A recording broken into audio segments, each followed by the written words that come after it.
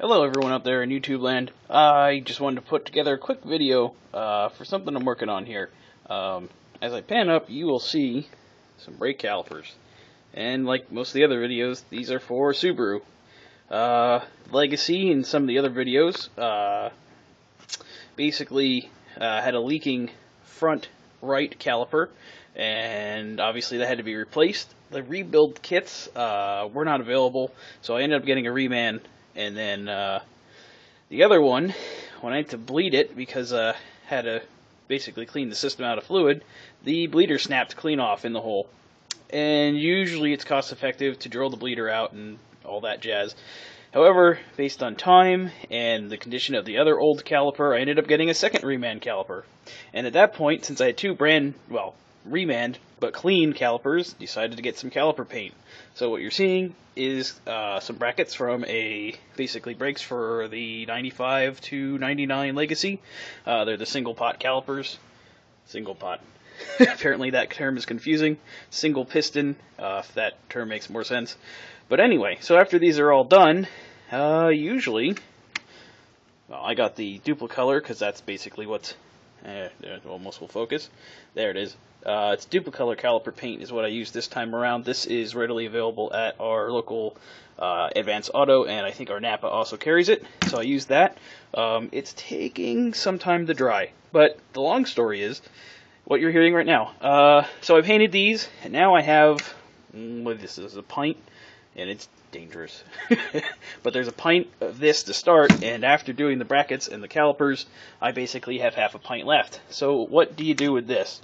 I am on a never-ending quest to figure out how to, that's a little tacky yet, how to paint some lugs where they won't chip off, because colored lugs are sometimes something neat to accent on a vehicle. It adds a little something different. I've tried other paints since I had extra paint. Figured I'd paint that up.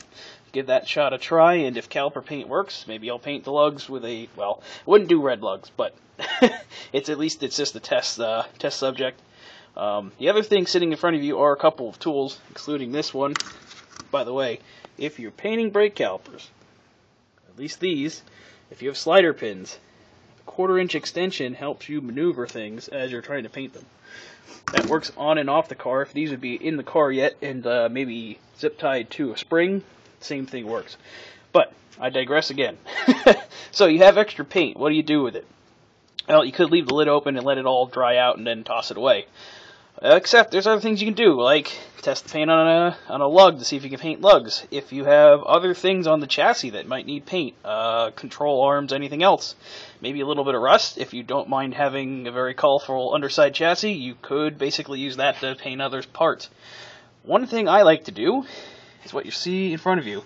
These are just 3 wrenches I grabbed out from the garage, and this is, well, it's the adapter itself, not the socket. A couple years ago, maybe, might be 4 or 5 years ago actually, I had a G2 caliper paint kit, and that was green, and that was for a black sedan with gray wheels, so the green looked pretty nice.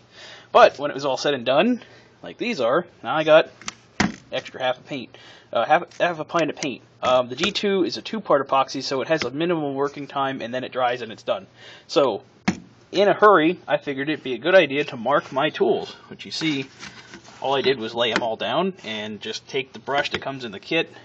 I have no idea where that got to, but just a simple brush, just takes the spare paint, brush it on, brush it on, brush it on, probably sat this like this and just went around it. And you're probably saying, well, why the hell would you do that? Couple of reasons. I work, well, not work, I tinker in a garage between my parents' place, my brother's place, and several other friends who have cars. And most of us that are car guys or car ladies, this pretty much happens a lot. Somebody's working on a project, you get called out to help. Oh, I need a tool, can you bring some tools, or I'm stuck somewhere. And then your tools end up migrating around if you have a tool bag, a toolbox, etc. So, if you have color-coded tools, you know which ones are yours when you're mixing them all together working on a project. Makes it a little easier. Also, if you use a brighter color like this, sometimes they're a little easier to see. Especially if you had like a yellow or the bright red. Green's not so much. But if you wanted to, it also makes them sometimes just easier to see and find.